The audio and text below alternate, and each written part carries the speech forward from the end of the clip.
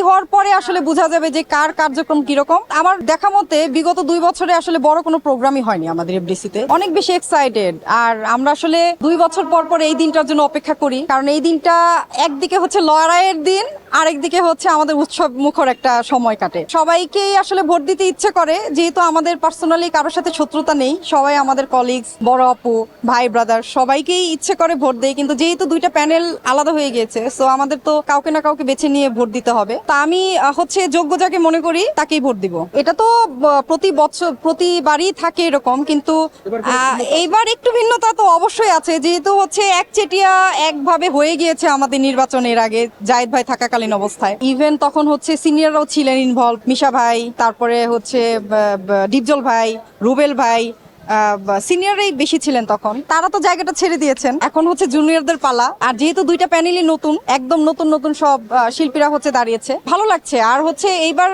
জয়ী হওয়ার পরে আসলে বোঝা যাবে যে কার কার্যক্রম কিরকম। এর পরবর্তী থেকে আমাদের আসলে স্টেপ নিতে হবে যে কোন প্যানেলকে আসলে আমাদের সাপোর্ট করা উচিত। বিগত প্যানেল আসলে অনেক কাজই হয়নি, কারণ আমরা নর্মালি যেটা হয় যে বিভিন্ন অ্যাটলিস্ট আমাদের সাধারণ শিল্পীদের তো ওইরকম ভাবে আসলে চাওয়া পাওয়া থাকে না, আমাদের সম্মানটাই আসলে চাওয়া পাওয়া। অ্যান্ড আমার দেখা মতে বিগত 2 বছরে আসলে বড় কোনো প্রোগ্রামই হয়নি আমাদের এফডিসিতে, যেটা নর্মালি হয়, যেমন বৈশাখ, 16ই ডিসেম্বর, চলচ্চিত্র উৎসব। তো এগুলাকে ঘিরে কিন্তু বড় বড় প্রোগ্রাম হয়। পিকনিক, ইনফ্যাক্ট পিকনিক একটা বিগ ফ্যাক্ট। আমি আসলে হতাশ, গত 2 বছরের রিভিউটা খুবই বাজেভাবেই দিব আমি একজন মেম্বার হিসেবে। এখন দেখি এবার কি করে তারা, তাদের কাজের উপর আসলে ডিপেন্ড করে যে প্যানেল কি করতে পারবে। এখানে সিনিয়র জুনিয়র ফ্যাক্ট না, কাজটাই আসলে ফ্যাক্ট।